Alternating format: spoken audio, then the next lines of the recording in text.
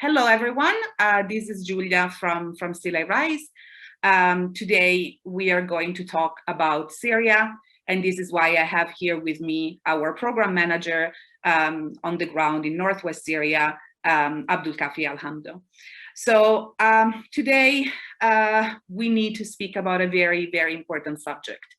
We're not going to go into the details of the geopolitics of Syria because that is very long and complicated, but we're going to tell you about Northwest Syria. Northwest Syria is a very small area that is not under the control of Bashar al-Assad regime.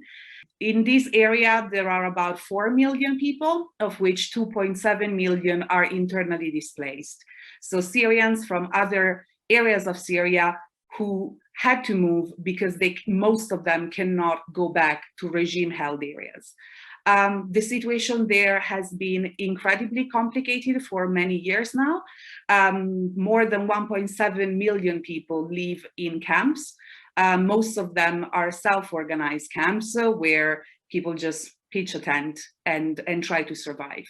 In the past year, on top of this, on top of obviously the Syrian war and crisis, they are facing a huge economic crisis. The price of the Syrian pound has dropped dramatically in the past year, and prices have gone up more than 200%. So this area of Syria heavily relies on humanitarian aid. Until last year, until July last year, the UN Security Council had voted on 2 cross-border points with Turkey to be open, allowing humanitarian aid to come in. Unfortunately, that resolution was not renewed last year as Russia and China vetoed it. So the compromise was to allow only 1 border point to stay open, the Bab al-Hawa cross-border point. Ever since, for the past year, there have been more than 1,000 trucks of humanitarian aid delivered into Northwest Syria through the Bab al-Hawa border crossing point. We're talking about obviously food, medicine, medical supplies, educational supplies, and so much more. Even the very, very few vaccines against COVID that Northwest Syria was able to secure came through this, let's say, humanitarian corridor. So right now we are at the point where this resolution expires on July 10th and needs to be voted again. However, Russia has already said that they might considering closing, so vetoing and therefore closing this crucial border crossing point, and that they think that instead humanitarian aid should be sent to Damascus, to the regime, and they would be in charge of sending humanitarian aid over. Now, obviously, this is quite absurd. To begin with, the Syrian regime does not have the infrastructure that the UN has, but at the same time, the regime and Russia have escalated their attacks on Northwest Syria in the past month. Only in June, 46 people were killed, including a funeral being bombed on, a cemetery where people were burying people. A woman was killed in her home while she was having breakfast with her family. And as we're recording this, we just heard that another missile attack in the countryside of Idlib left 6 children dead, as well as 1 woman and a man. So how can we expect the Syrian government to be able to take this on? So I'm not being dramatic. This is incredibly serious. If the cross-border resolution is not extended, people will die. I really want to thank Abdulkafi for joining us today because he's there, he's on the ground. So he's going to tell us what the situation is like now, and in practice, what would it mean if humanitarian aid from Turkey would be shut down. Thank you, Abdulkafi. Thanks a lot, Giulia. Thanks, everyone. These people are living here without food, without work, without any support, without education. in fact, they are losing everything. So these people are literally having nothing. These people who are suffering from the heat of the sun in summer and the cold in the winter, these people who are suffering from all kinds of diseases, these people who are suffering from the earlier injuries and traumas, these people, in fact, who are living in the camps, you know, have been waiting for a resolution to make their life better and better, while what's happening was really the opposite. Thank you, Abdulkafi. So as you said, the situation is already dire as it is. The humanitarian aid coming through Bab al-Hawa is already barely enough to survive. If this border point would be shut, what would the consequences be? In fact, these aids which are coming from the border, these aids might, they are not enough, of course, for helping all those people. I'm speaking about 5 million people who are living in a very small area. So these aids, of course, they are not enough to help and to keep all these people alive. But nevertheless, they are doing some help. Nevertheless, they are going to the most needy people. So we are trying, or these people are trying to keep their bodies and souls together by these little aids. These little aids, as we said, include sometimes medical supplies that help these injured people, these people who are suffering from different diseases and injuries. These aids sometimes include food and non-food items and include some educational help. So these aids are very important to keep these people alive. While if this corridor or this lifeline, as we call it, closed, so the whole life of these people, the whole life of those people, 5 million people living in North West Syria, will be affected severely. For example, I'm going to speak about different consequences that will affect these people.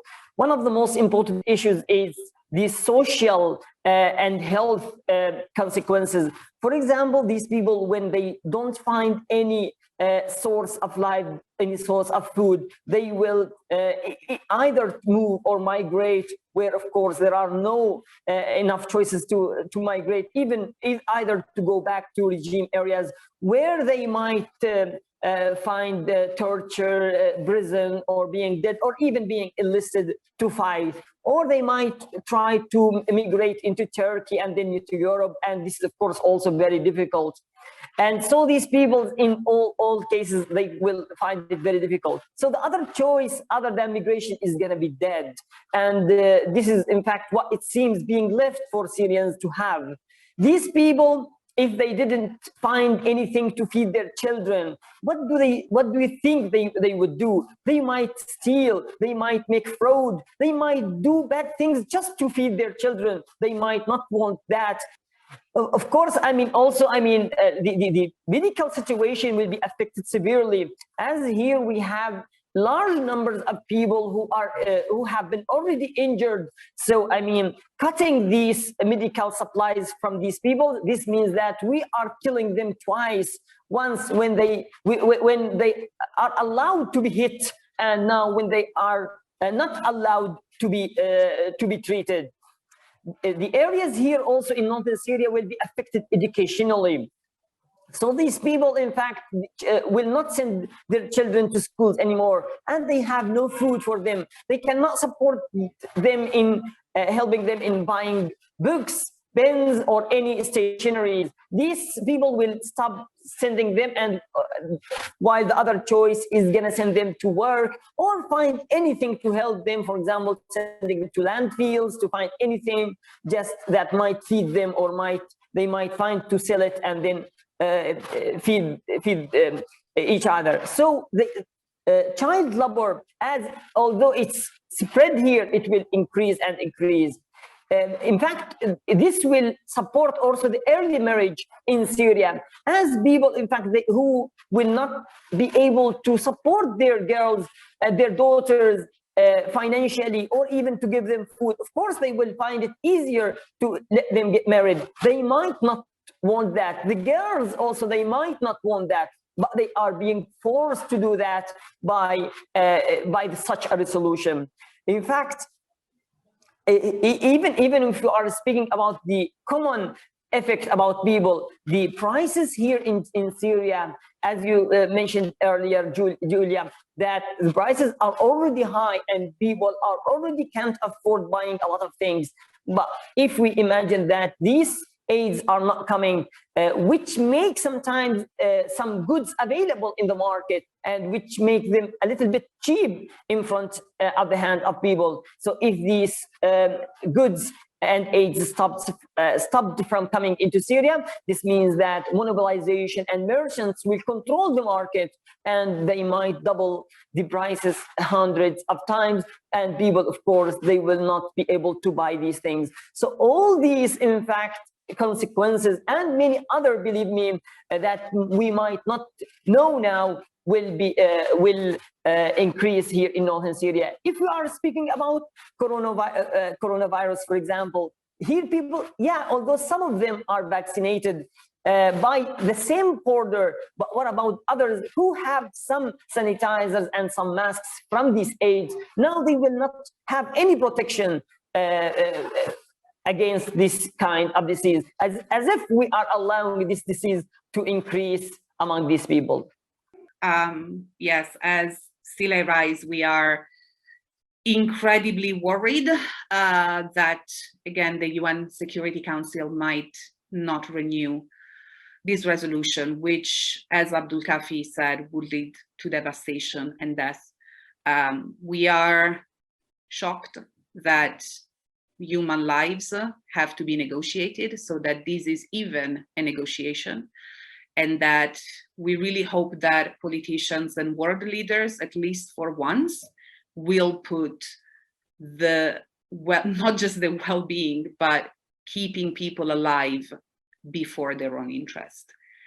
Thank you, everyone, for listening to us, and thank you, Abdulkafi. I have a message. I'm sorry if before I have a message for the whole world before we close, Giulia. Of course. In fact, I have a message not only by me, Abdulkafi Alhamdo. No, it's this message. In fact, it's by all those people who are shocked by such a resolution. In fact, the message is that how can human lives, how can the lives and the food, how can it be a matter to be discussed? Is it a privilege that might be vetoed?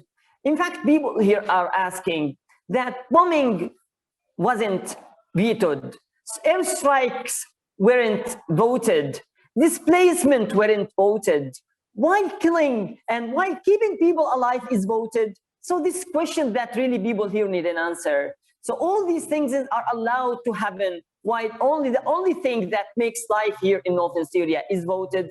So people really wonder what a United Nations is and what those world leaders are, and how can they think of Syrian people.